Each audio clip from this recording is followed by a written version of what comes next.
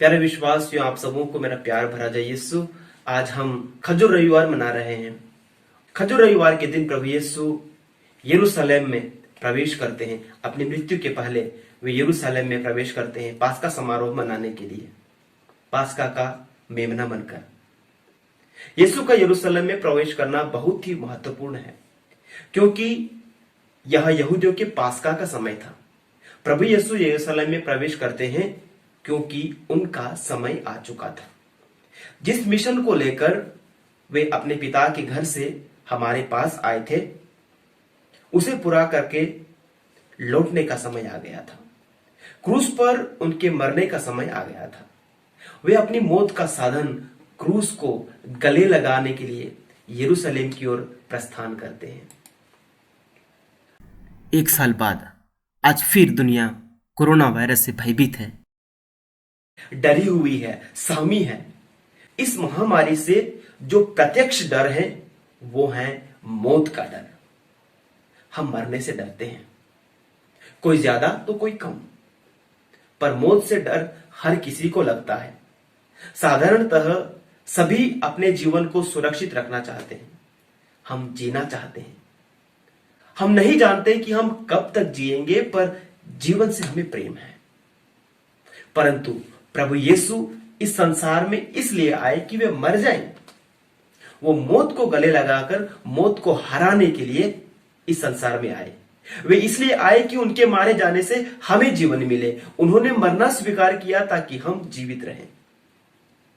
वे इस मौत को एक मजबूरी के तौर पर नहीं, परंतु पिता की मर्जी वो उनकी योजना को पूर्णता तक पहुंचाने के लिए स्वीकार करते हैं। उनके जीवन का मकसद ही था कि वो अपने स्वर्गीय पिता की इच्छा को पूरा करें। संत यूहन्ना अध्याय 4 वचन 34 में प्रभु का वचन कहता है, जिसने मुझे भेजा है उसकी इच्छा पर चलना और उसका कार्य पूरा करना, यही मेरा भोजन है। प्रभु यीशु का भोजन यही था कि वे पिता की मर्जी को, पिता की इच्छा को पूरा करें। पिता की इच्छा को, पिता की मर्जी को, पिता की चाह को पूरा करना प्रभु यीशु का भोजन था। पिता की इच्छा क्या थी? प्रभु यीशु को लेकर पिता की इच्छा क्या थी? संत पौलुस हमें बतलाते हैं रोमियो को लिखे पत्र अध्याय 3 वचन 25 में, ईश्वर ने चाहा कि ईसा अपना रक्त बहाकर पाप का प्रायश्चित करें और हम विश्वास द्वारा उसका फल प्राप्त करें। यह है पिता की इच्छा।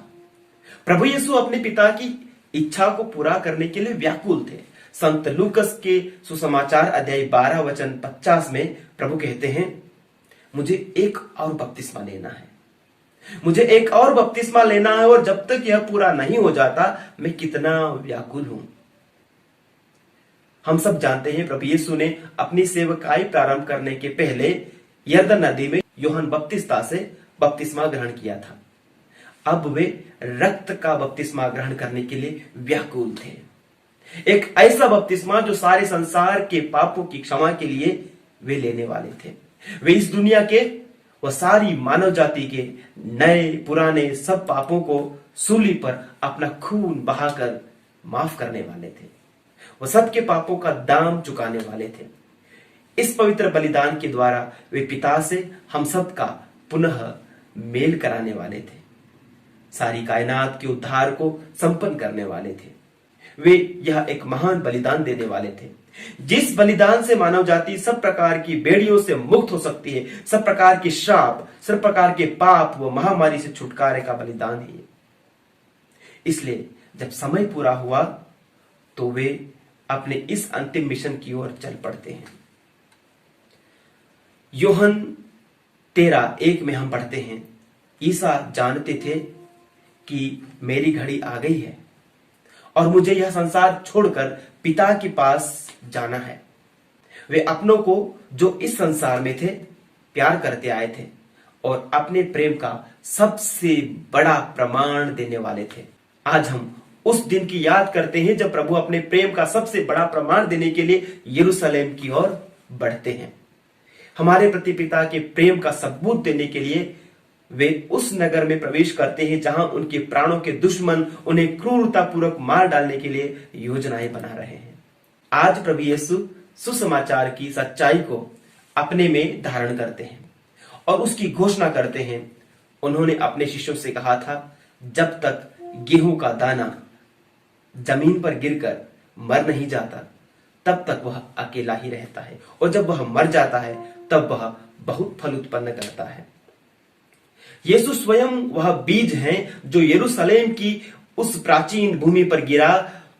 यह वही गेहूं का दाना है जो मरकर बहुत फल उत्पन्न करता है, जो मुक्ति के फल उत्पन्न करता है।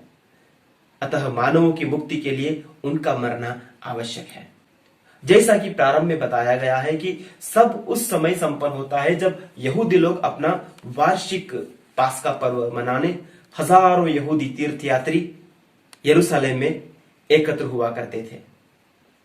उस बीच गधे पर सवार होकर यहूदियों का राजा यरूशलेम की ओर बढ़ता है। तीर्थयात्री उनके सामने रास्ते में अपने कपड़े बिछाते हैं, जैतून की डालियां लहराते हुए अपने राजा का जयकार करते, स्वागत करते हुए, भजन गाते हुए कहते हैं, होसाना होसाना, धन्य है वह जो प्रभु के नाम पर आते हैं, स्वर्ग में प्रभु को होसाना। आज हम प्रभु यीशु के साथ उस भीड़ में उनके पीछे पीछे यरूशलेम की पवित्र नगरी में प्रवेश करें। आज से हम पवित्र सप्ताह का आरंभ कर रहे हैं। यह वास्तव में एक पवित्र सप्ताह है। यह वह मूल्यवान समय है जब हमारी मुक्ति का कार्य संपन्न हुआ। विभिन्न प्रकार के लोग उस भीड़ में प्रभु के साथ यरूशलेम में प्रवेश कर रहे हैं।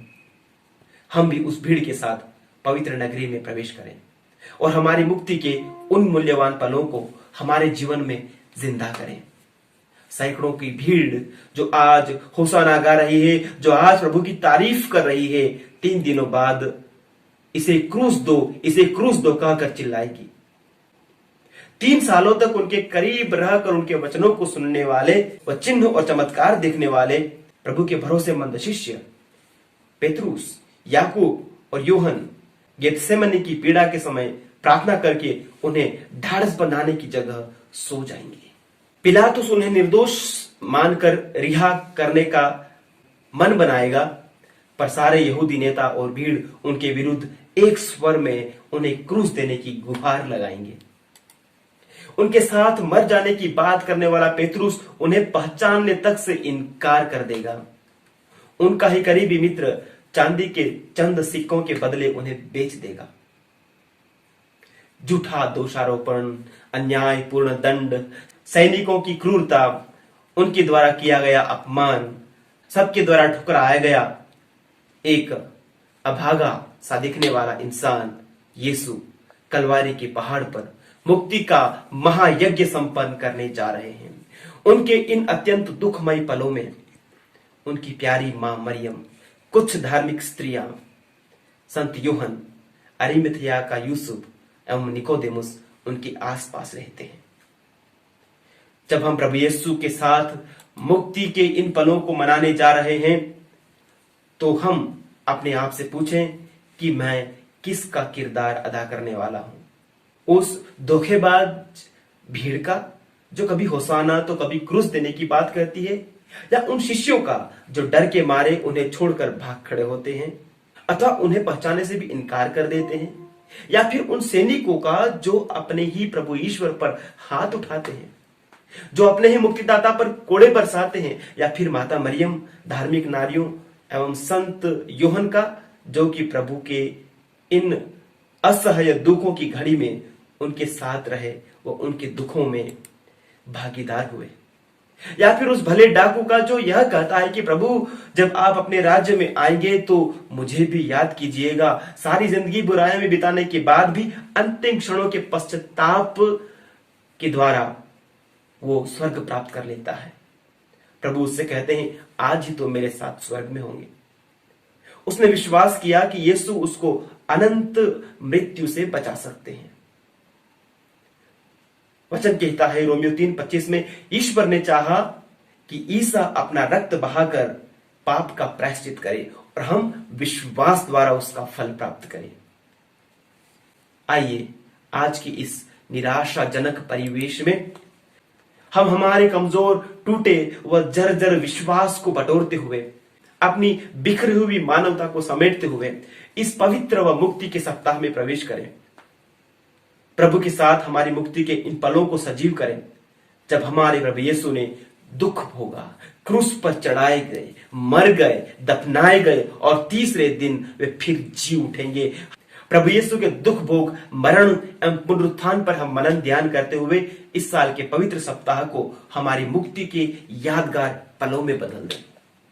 हम कोरोना व उसके विनाशकारी प्रभावों पर अपना ध्यान केंद्रित न करते हुए क्रूसित प्रभु पर अपना ध्यान केंद्रित करें, जो हमें पाप, श्राप, बीमारी व हर प्रकार की महामारी से बचाने में समर्थ है। इसलिए डर को छोड़िए और अपना भरोसा अपने उद्धारकर्ता मसीह पर लगाइए। उनकी मृत्यु के सहभागी होकर उनके साथ हमेशा की जिंदगी में जी उठने के लिए अपने आप को तैयार करें। आमीन।